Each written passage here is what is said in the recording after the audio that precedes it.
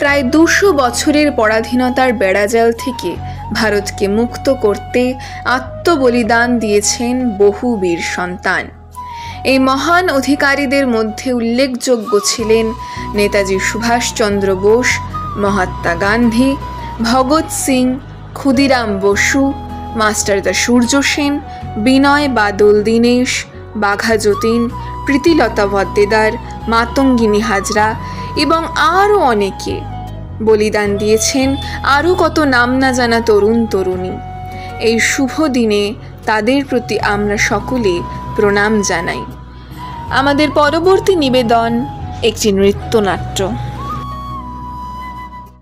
वन्दे मातरम् वन्दे मातरम् सुजलां सुफलां मलयज शीतलां सस्यश्यामलां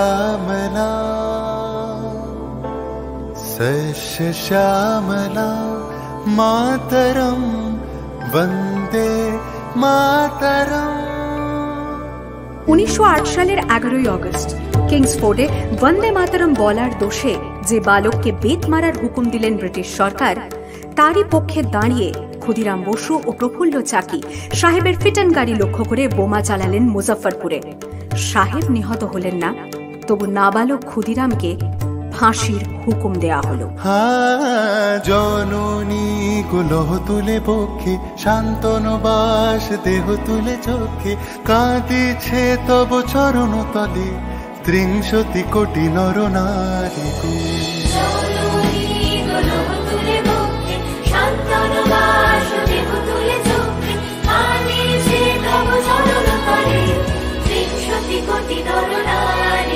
যারা স্বর্গগত তারা এখনো জানে, স্বর্গের চেয়ে প্রিয় জন্মভূমি, এসো স্বদেশ প্রতের মহাদীক্ষালু, সেই মৃত্যুঞ্জয়দের চরণ চুমি। যারা জীর্ণ জাতির বুকে জাগালো আশা, মন মলিন মুখে জোগালো ভাষা, আজি রক্ত কমলে গাথা, আজি রক্ত কমলে গাথা মানলো খালি, বিজয় লক্ষ্মী দেবতাদের কলে।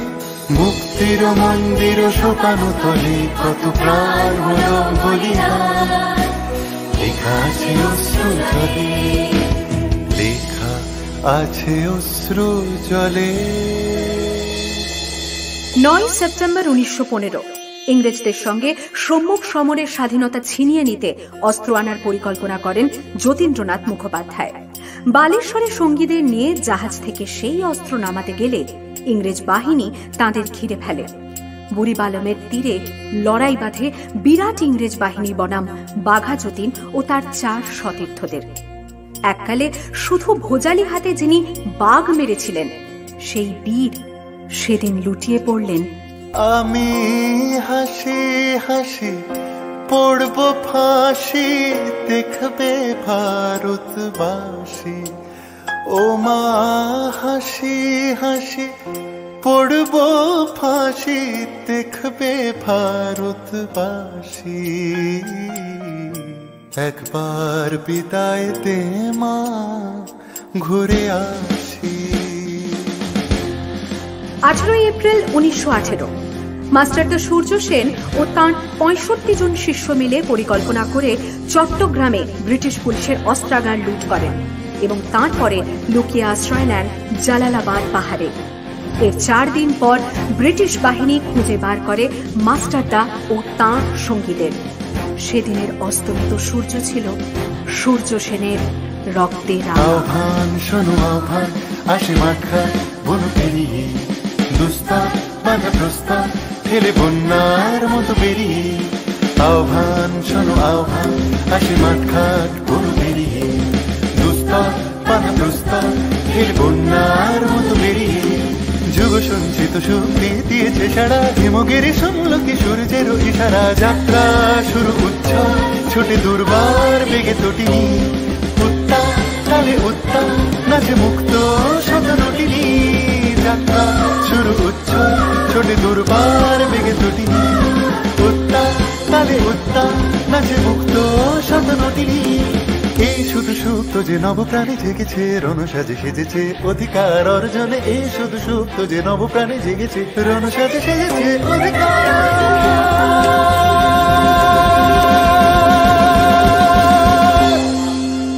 8ই ডিসেম্বর 1930 বিনয় বসু, বাদল গুপ্ত, দীনেশ গুপ্ত সাহেবী পোশাকে ট্যাক্সি থেকে এসে নামলেন রাইটার্স বিল্ডিং এর সামনে। সোজা উঠে গেলেন দোতলায়। সামনেই সিমসনের ঘর। দ্বাররক্ষীকে ঠেলে ঢুকে গেলেন ভেতরে। বন্দুকের আওয়াজে গর্জে উঠল রাইটার্স। লুটিয়ে পড়লেন সিমসন। এরপর রাইটার্স বিল্ডিং এর অলিন্দ বারবার গর্জে উঠল বিপ্লবীদের গুলির শব্দে। তারপর টেগার্ট সাহেব তার বাহিনী নিয়ে ঘিরে ফেললেন বিনয়, বাদল, দীনেশকে।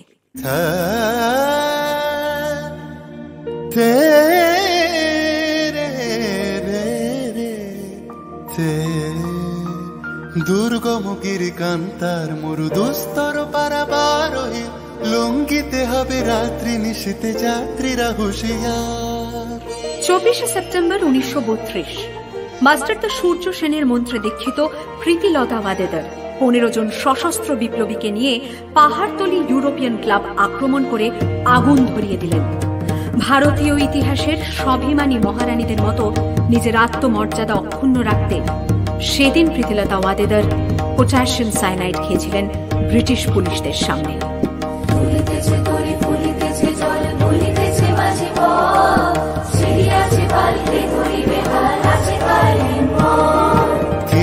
জোয়ান হও আগুয়ান আঁকেছে ভবিষ্যৎ, এ তুফান ভারী দিতে হবে, পারি নিতে হবে তোরি পা। দুর্গম গিরিকান্তার মরু দুস্তর পারাবার হয়ে লঙ্ঘিতে হবে রাত্রি নিশীতে যাত্রীরা হুঁশিয়ার। 29শে সেপ্টেম্বর 1942 তমলুকের মাটিতে কয়েক হাজার ভারতীয়কে নিয়ে যিনি পুলিশ স্টেশন ঘেরাও করার লক্ষ্যে হেঁটেছিলেন, সেই সত্তরোর্ধ্ব মাতঙ্গিনী হাজরা পুলিশের নির্মম গুলিচালনা ও লাঠিচার্জ সত্ত্বেও তার হাতের পতাকাটি মাটিতে লুটোতে দেননি। আর ঠিক তার পরের বছর 1943-এর 30শে ডিসেম্বর জাপান সরকারের অধীনে থাকা আন্দামান দ্বীপ সেদিন হস্তান্তর করা হলো ইন্ডিয়ান ন্যাশনাল আর্মিকে। পোর্ট ব্লেয়ারের মাঠে তিরঙ্গা পতাকা তুললেন সুভাষচন্দ্র। এটাই স্বাধীন ভারতের মাটিতে প্রথম তেরঙ্গা ঝান্ডা।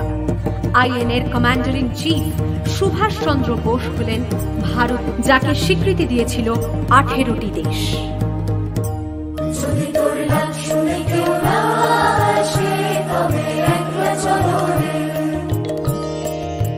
वंदे मातरम।